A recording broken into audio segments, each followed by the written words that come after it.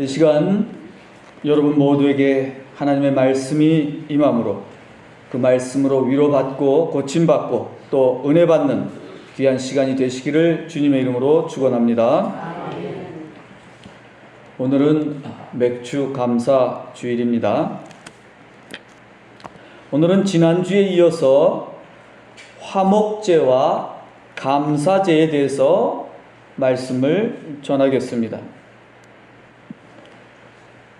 먼저 우리 말씀 제목도 한번 따라서 해볼까요? 말씀 제목 제일 중요합니다.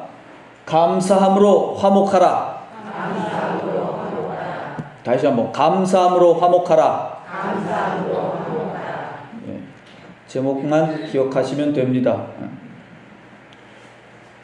이스라엘 제사가 몇 가지가 있다고 했습니까? 5가지가 있다고 했습니다.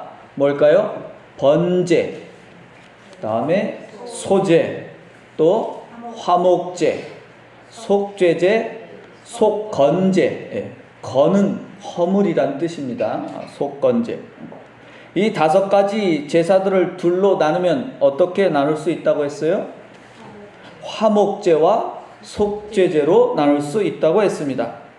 따라서 하나님께 드리는 제사는 예배는 화목제와 속죄제로 이루어져 있습니다. 예배는 먼저 내 죄를 고백하여 용서받는 속죄제와 하나님과 화목을 이루는 화목제로 이루어져 있습니다.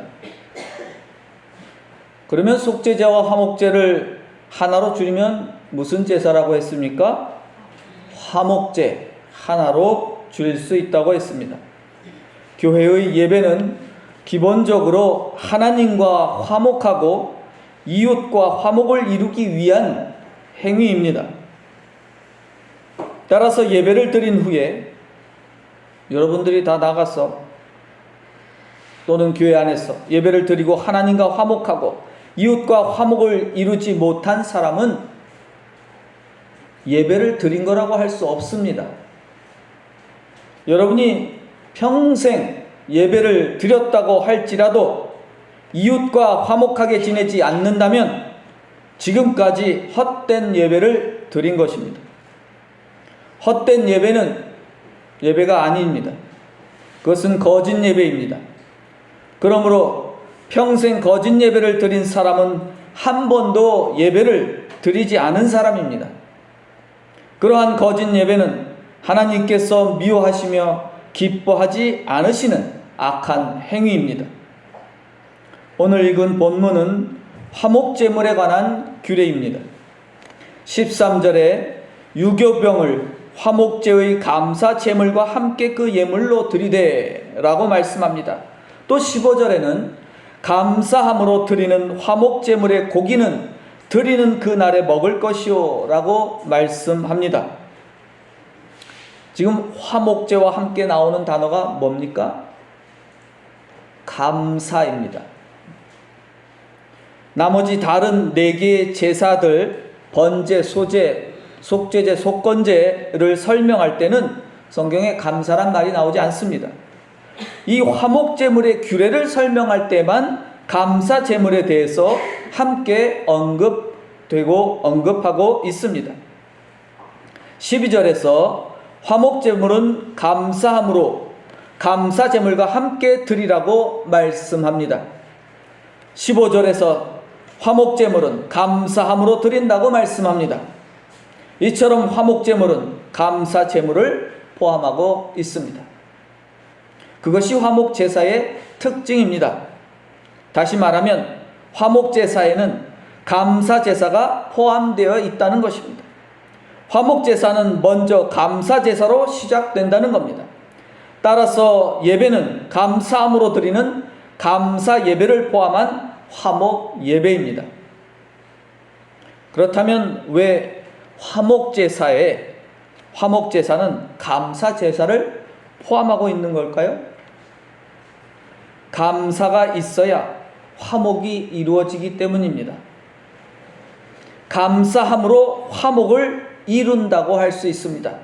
함께 따라해 보겠습니다. 감사함으로 화목을 이룬다.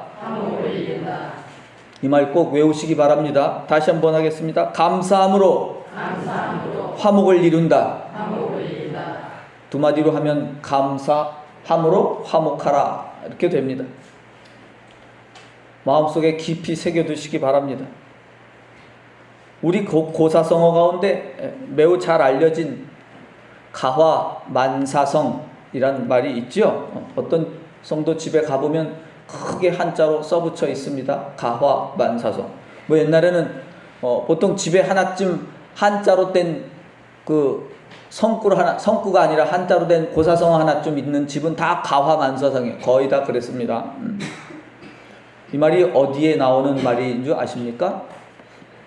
어디에 나오는 말이냐면 명심보감 치가라는 치가 편에 나오는 말입니다. 치가는 가를 다스린다. 가를 다스리는 그 편에 나오는 말씀입니다. 무슨 뜻이냐 하면 가족이 화목하면 가화 모든 일들이 이루어진다. 만 가지 일이 이루어진다. 그런 말입니다. 잘 된다는 뜻으로 해석할 수 있습니다. 그러면 여러분 그러면 가족이 화목하려면 그러면 어떻게 해야 합니까? 가화만사성 좋습니다. 가족이 화목하면 모든 게 잘 이루어진다 그런데 문제는 뭐냐면 가족이 어떻게 해야지 화목한지 몰라요. 그러니까 말짱 도루묵이지 붙어 있으면 맨날 가족이 어떻게 해야지 화목한지 모르기 때문에. 자, 가족이 화목하려면 감사해야 합니다. 그래서 제가 한자말 하나 만들어 봤습니다. 그냥 갖다 붙인 건데 한자 조어를 제가 잘 만들지 못하지만 어쨌든 한번 만들어 봤는데 가화 이 사례다. 무슨 말이냐면 여기 사례라는 말은 사례라는 말 들어봤죠? 사례금 이렇게 돼. 여러분들 교회 제가 받는 것도 사례비라고 말합니다. 매우 중요한 말인데 감사하는 예를 표한다 그런 뜻입니다. 감사의 예를 다한다. 국어사전에는 이렇게 되어 있습니다. 다른 사람에게 말이나 행동, 물품 등으로 고마움을 나타내는 행위다 라고 되어 있습니다. 따라서 가화 이 사례라는 말은 사례함으로써 가족이 화목을 이룬다 그런 뜻이 되겠습니다. 감사함으로써 가족이 화목을 이룬다는 뜻입니다. 물론 이 감사는 가족만 화목을 이루게 하는 것이 아니라 모든 사람이 서로 화목을 이루게 하는 조건입니다. 감사함으로 화목을 이룬다는 말은 다른 말로 바꾸면 감사함으로 평화를 이룬다는 말입니다. 따라해 볼까요? 감사함으로 평화를 이룬다. 예, 화목, 평화 같은 뜻이라고 했습니다. 같은 단어입니다. 모든 감사는 하나님께 하는 것입니다. 왜냐하면 우리가 누리는 모든 생명과 재물은 모두 하나님의 것이며 하나님께서 베푸신 것이기 때문입니다. 여러분 항상 이 말씀을 잊지 않고 명심해야 합니다. 가장 먼저 하나님께 감사해야 합니다. 왜 그렇습니까? 가장 먼저 하나님과 화목을 이루어야 하기 때문입니다. 감사함이 없이 하나님과 화목을 이룰 수 없습니다. 하나님과 화목을 이루지 못한 사람은 역시 이웃과도 화목하게 지내지 못합니다. 감사가 없기 때문입니다. 고마움이 없기 때문입니다. 이웃과 화목하게 지내지 않는 사람은 역시 하나님과 화목한 사람이 아닙니다. 화목을 이루려면 반드시 감사가 있어야 하는데 감사하지 않기 때문입니다. 하나님께 감사할 줄 모르는 사람은 결코 하나님과 화목을 이룰 수 없습니다. 마찬가지로 감사할 줄 모르는 사람은 결코 이웃과도 화목하게 지낼 수 없습니다. 하나님께 드리는 감사 예물은 무엇에 사용됩니까? 하나님과 화목을 이루고 이웃과 화목을 이루는 일에 사용되는 겁니다. 더욱 중요한 것은 감사 예물은 결국 이웃과 형제와 화목을 이루는 일에 사용된다는 것입니다. 그런데 감사 예물을 드리고도 이웃과 화목하게 지내지 않는 사람이 있다면 그것은 거짓으로 감사한 것입니다. 헛된 감사를 드린 겁니다. 그것은 감사가 아니므로 아무리 많은 예물을 드렸을지라도 아무것도 드리지 않은 것과 같고 하나님께서도 받지 않으십니다. 오늘 말씀을 정리합니다. 하나님께 감사를 드리지 않는 사람은 이웃과 화목해지기를 바라지 않는 사람입니다. 이웃과 화목하게 지내지 않는 사람은 감사할 줄 모르는 사람입니다. 그런 사람은 교인이라고 할 수 없으며 하나님의 자녀가 아닙니다. 모든 예배는 감사함으로써 화목을 이루는 화목 예배입니다. 감사가 없는 예배는 예배가 아닙니다. 감사가 없으면 하나님과 화목이 이루어지지 않기 때문입니다. 감사가 없으면 이웃과 화목이 이루어지지 않기 때문입니다. 감사는 내가 하나님께로부터 받은 모든 재물을 하나님께 드리는 행위입니다.